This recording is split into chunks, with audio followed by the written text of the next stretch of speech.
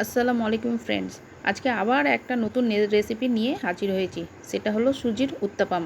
আমি এখানে 2 কাপ সুজি নিয়েছি আর 1 কাপ টক দই নিয়েছি। প্রথমে সুজি আর টক দইটাকে ভালো করে মিক্স করে নিতে হবে।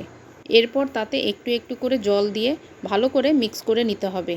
তারপর সেটাকে 10 মিনিটের জন্য ঢাকা দিয়ে রেখে দিতে হবে, যেন ব্যাটারটা একটু ফুলে যায়।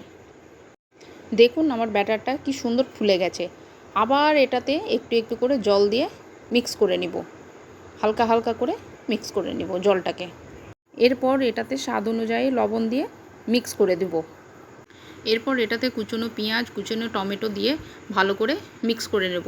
আপনারা এতে গ্রেট করা গাজরও দিতে পারেন, কুচনো ক্যাপসিকামও দিতে পারেন, দিলে ভালো হয়, টেস্টটা ভালো আসবে। আপনারা দিয়ে এটাকে ভালো করে মিক্স করে নিন। এরপর গ্যাসে একটা ননস্টিক ফ্রাই প্যান বসিয়ে তাতে অয়েল ব্রাশ করে নেব। ব্যাটারটা ফ্রাই প্যানে দেওয়ার আগে ব্যাটারটাকে ভালো করে মিক্স করে নেব, যেন নিচে বসে না যায়। এবার হালকা করে ব্যাটারটা ফ্রাই প্যানে দিয়ে দেব। আপনারা সাইজ ছোটও করতে পারেন কিংবা বড় করে করতেও পারেন। এবার এটাকে ঢেকে দেব। ঢাকনা উঠিয়ে দেখব উপরটা আমার ড্রাই হয়ে গেছে। এবার এটাকে উল্টে দেব, উল্টে দিয়ে আবার ঢেকে দেব সেটাকে। ঢাকনা তুলে এবার দেখব যে আমার উত্তাপামটা হালকা লাল হয়ে গেছে। এবার আমার উত্তাপাম রেডি হয়ে গেছে।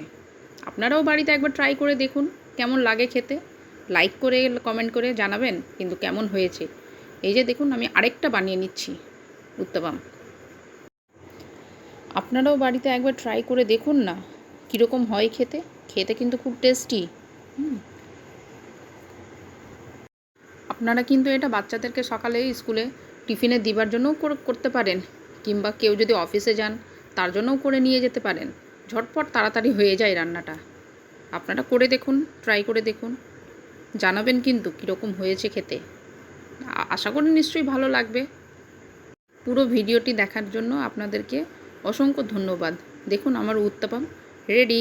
এবার আমি ট্রাই করে দেখি। ওকে, টাটা, বাই বাই।